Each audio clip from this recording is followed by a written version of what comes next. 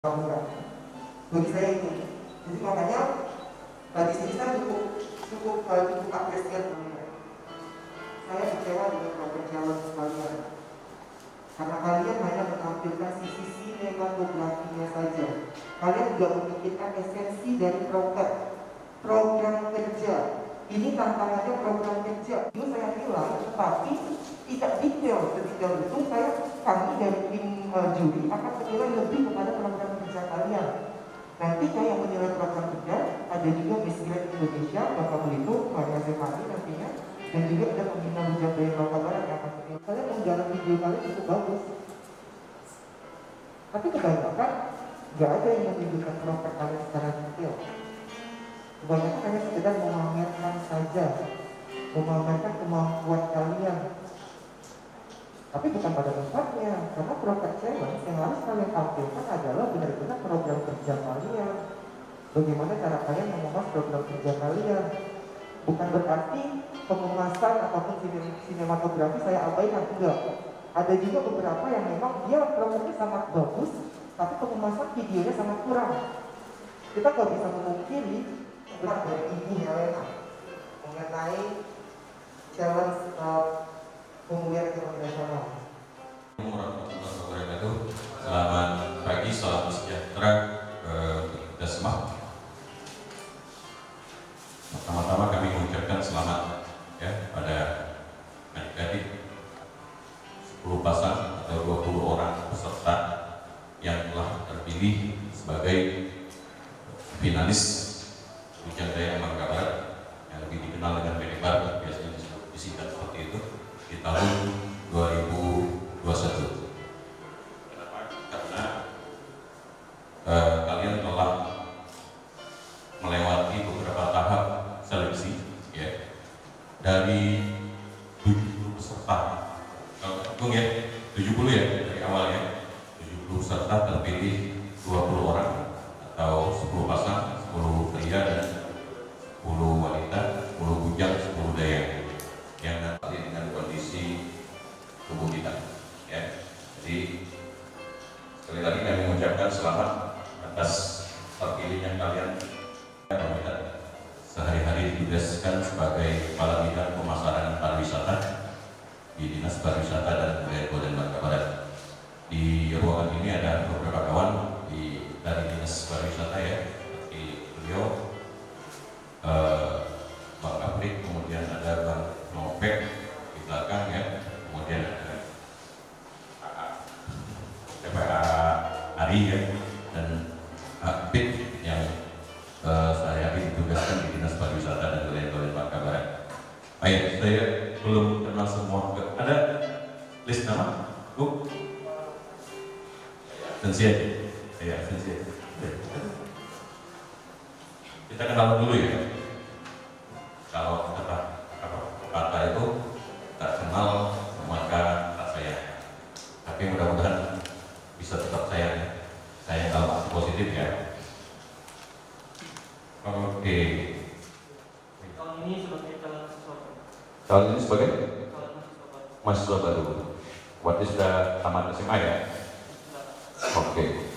Kemudian Muhammad Haji Saputra dari untuk masih sekolah di SMA.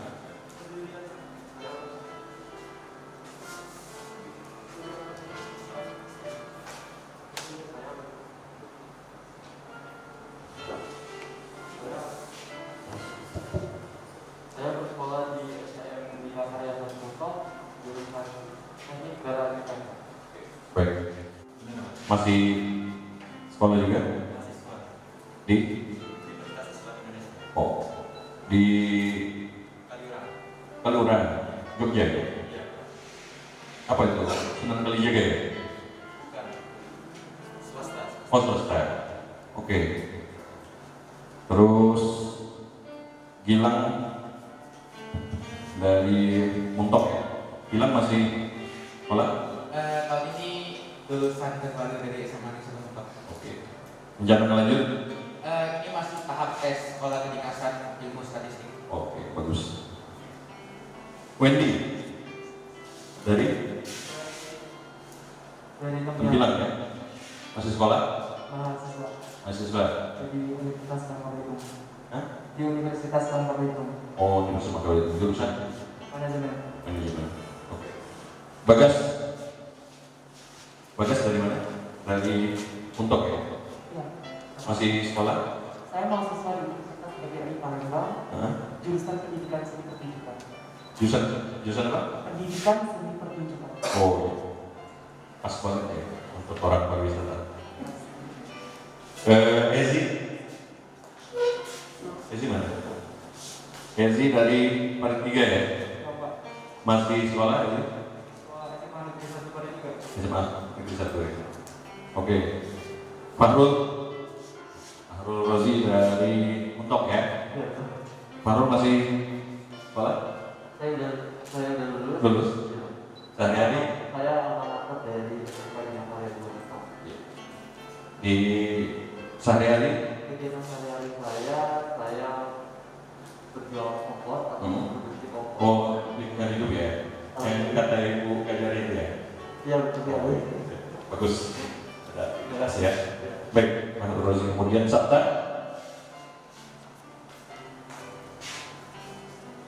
Sabta dari Tempilang ya? Masih sekolah Sabta?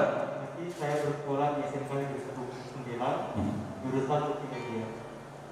Multimedia ya.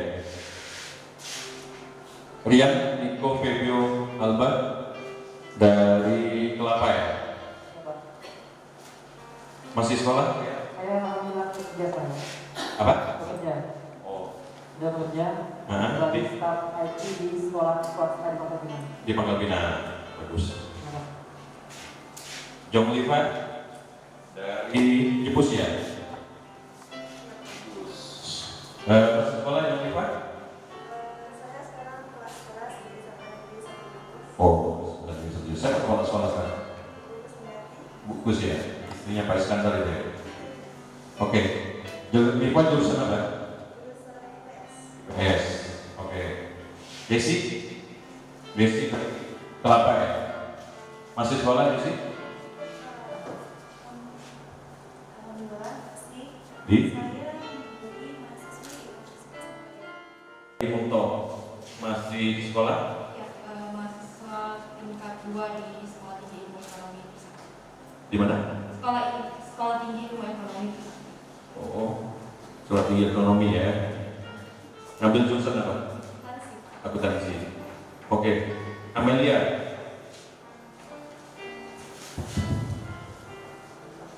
Amelia dan Ya, masih sekolah Amelia?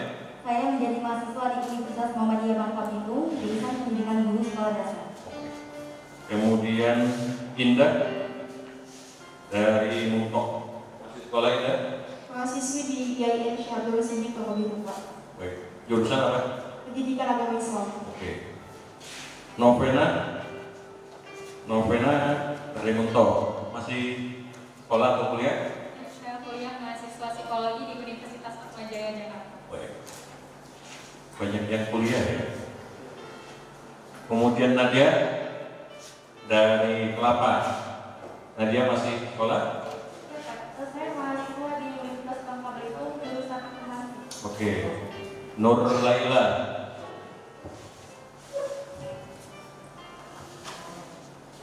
Saya dari Kelapa, alhamdulillah Masih sekolah? lulus dari SMA swasta di Kelapa. Oh. Kalau mahasiswa. Calon mahasiswa ya. Kemudian Farah dari Muntok. Saya calon mahasiswa. Saya lulusan tahun 2021. Masih sekolah? Saya mahasiswa di SMA Negeri 1 Oh, oke. Baik, terima kasih. Ada bisa mengajak kawan-kawan yang lain ya, terlibat di dalam hal bagaimana mengolah sampah khususnya ya, dan hal-hal lain yang berkaitan dengan lingkungan nanti dilanjutkan lagi. Habis dan terutama nanti di bidang pariwisata ya, bidang pariwisata, karena semakin banyak jaringan tentu orang akan semakin kenal dengan suatu daerah. Nah, apalagi yang kuliah-kuliah di luar daerah kita ya. Ya, siapa namanya? Maria, terus yang dari Jogja tadi, Wais ya. ada juga yang dari UBB, itu ini menjadi sebuah peluang bagi kita bersama untuk mempromosikan potensi wisata di Kabupaten Bangka Barat ini. Saat ini yang paling gampang memasarkan pariwisata itu adalah melalui media sosial, ya. Karena kondisi pandemi tentu akan membuat kita sangat susah bertemu dengan orang. Nah, media inilah yang nantinya akan menjadi alat bagi kita semua untuk menyampaikan berbagai macam potensi yang ada di Kabupaten Bangka Barat ini. Dari sisi potensi sebenarnya Kabupaten Bangka Barat tidak kalah dengan daerah-daerah lain, ya. Nanti kita lihat, mungkin di materi pun hanya garis besar saja, ya. Jadi nanti kami berharap, ya, kalian semua rajin membaca, ya, rajin membaca, karena di paparan ini hanya garis besar saja saya singgung terkait dengan pariwisata di Kabupaten Bangka Barat. Nah, seiring waktu sampai grand final nanti, rajin-rajin, ya, mungkin bertanya, membaca buku yang berkaitan dengan Kabupaten Bangka Barat. Di bidang kebudayaan itu sudah ada, saya nggak tahu kalau di perpustakaan sudah diletakkan atau belum, atau sudah sehingga perusahaan atau belum, ya. Itu karyanya tokoh-tokoh di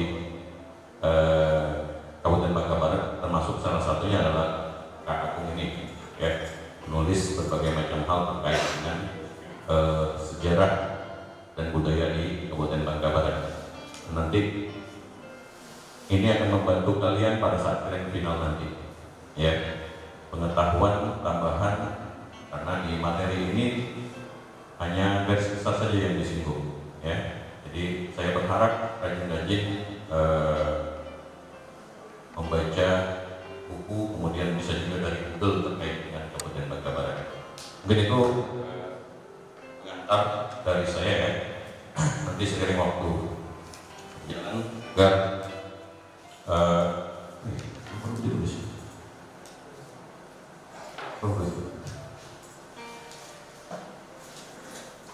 kita coba masuk ke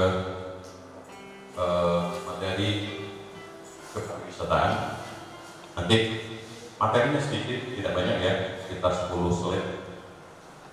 Di sisa waktu setelah pemaparan ini kita mungkin tanya jawab atau diskusi. Bisa saya yang bertanya atau kalian yang pantai, ya, atau jalan-jalan ke suatu tempat tertentu. Tapi luas sekali, banyak hal yang bisa dijadikan sebagai wisata di dunia ini, ya. Jadi jangan kaku dengan wisata, ya. Jadi wisata itu bukan hanya alam saja, tapi berbagai macam hal yang bisa membuat orang tertarik untuk datang atau berkunjung ke tempat tersebut. Kemudian selain daya tarik wisata, ada namanya destinasi pariwisata. Nah, destinasi itu adalah kawasan geografis yang berada dalam satu atau lebih wilayah administratif yang di dalamnya terdapat daya tarik wisata, fasilitas pariwisata, aksesibilitas, serta masyarakat yang saling terkait dan melengkapi terwujudnya pariwisataan. Itu dinamakan destinasi. Jadi bedakan antara daya tarik sama destinasi, ya. Jadi daya tarik itu ada di dalam destinasi. Jadi destinasi itu sebuah kawasan, ya, sebuah kawasan pariwisata yang terdiri dari daya tarik, ada masyarakatnya, ada aksesibilitasnya, ya, ada amenitasnya, dan lain-lain yang menjadi pendukung wisata di suatu daerah, ya. Lanjut, ya. Kemudian apa tujuan pariwisata itu? Ya. Jadi tujuan yang paling pertama adalah untuk meningkatkan pertumbuhan ekonomi. Itu jelas sekali, ya. Daerah-daerah yang sudah merasakan dampak pariwisata ini, nggak usah jauh-jauh, kita ke Belitung saja, pengaruhnya sangat hebat sekali, ya. Tetapi daerah kita, khususnya Pulau Bangka, termasuk Kabupaten Bangka Barat, ini belum merasakan dampak dari pariwisata ini, ya. Nah, pariwisata itu memiliki, kalau orang ekonomi itu yang S1 mungkin multiplier efeknya, dampak yang bermacam-macam ya. Tidak hanya satu dampak yang disebabkannya. Bisa ke transportasi, bisa ke jasa makan minum, gitu kan? Bisa ke apa namanya? KPI, himpunan pariwisata, bisa juga ke tiketing, ya, hotel dan lain-lain.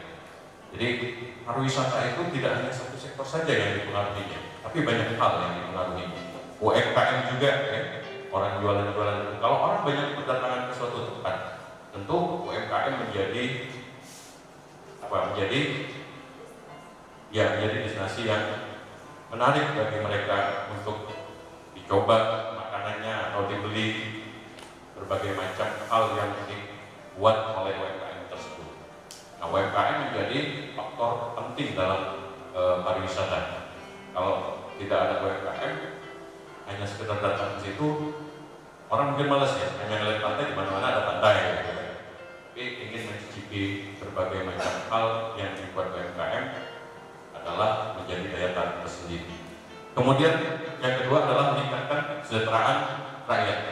Ini tentunya ada hubungannya dengan nomor satu, ya. Kalau pertumbuhan ekonominya meningkat, maka bisa dikatakan bahwa kesejahteraan rakyat pun akan meningkat karena berpengaruh ke faktor-faktor ekonomi, ya.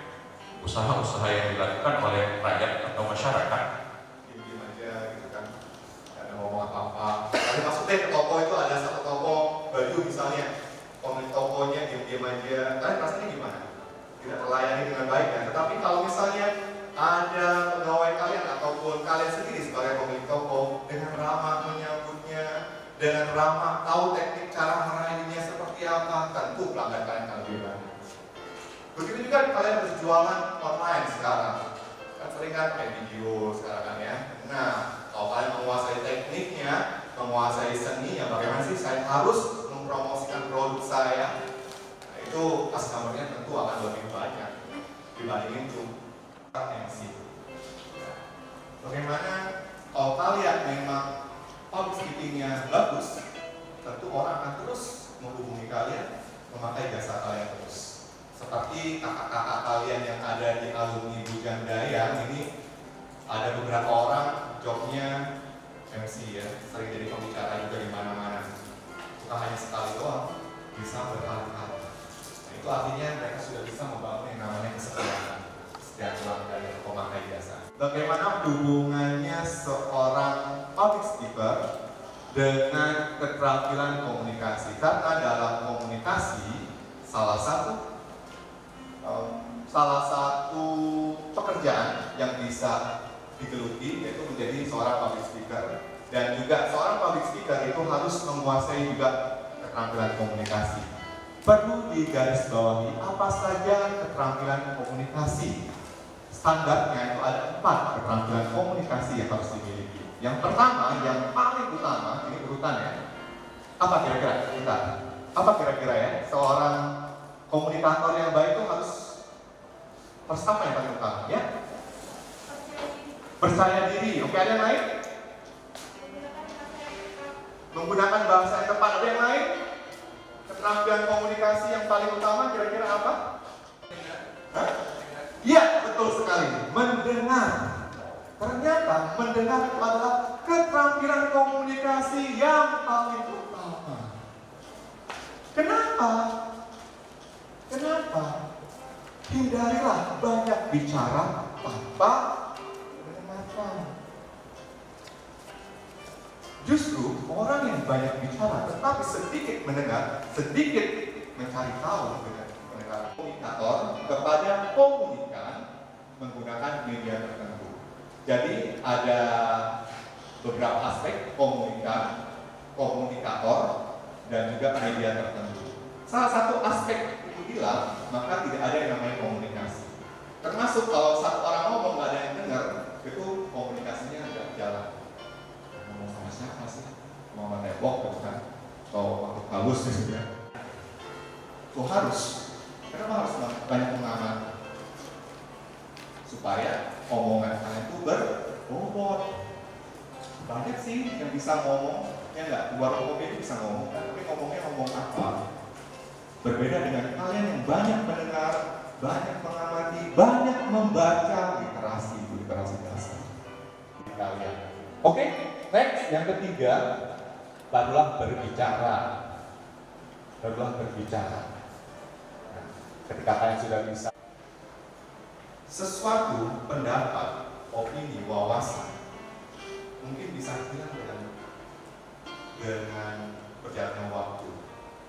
Kalian waktu hidup di dunia ini ada batasnya ya, setiap orang beda-beda. Ada yang masih muda udah pergi, ada yang harus menunggu sepuh baru pergi, gitu kan? Kita nggak tahu kapan. Tetapi kekuatan pikiran kita, kekuatan opini kita itu akan bertahan. Ketika kita menulis, kenapa? Pendapat kita, karya kita masih bisa diwariskan. Sehebat apapun orang itu, jika dia tidak menulis, maka kehebatan orang itu akan tenggelam dalam sejarah. Kalau dia tidak menulis, mengamati orang-orang yang lebih berpengalaman. Tapi yang lebih penting sebenarnya harus rajinlah mengamati diri sendiri. Ini sebelum kita ngomong skill public speaking yang baik dan benar ya, kita tanamkan dulu mindset kita. Amatilah diri kita sendiri. Sejauh mana sih saya ingin berkembang? Sejauh mana sih saya lebih baik dalam penampilan, dalam mempresentasikan sesuatu, berbicara di depan publik, itu harus terus berkembang. Bagaimana cara berkembangnya? Amati diri kalian. Oh, dulu saya hanya 60, saya mau tarik gas sedikit, gas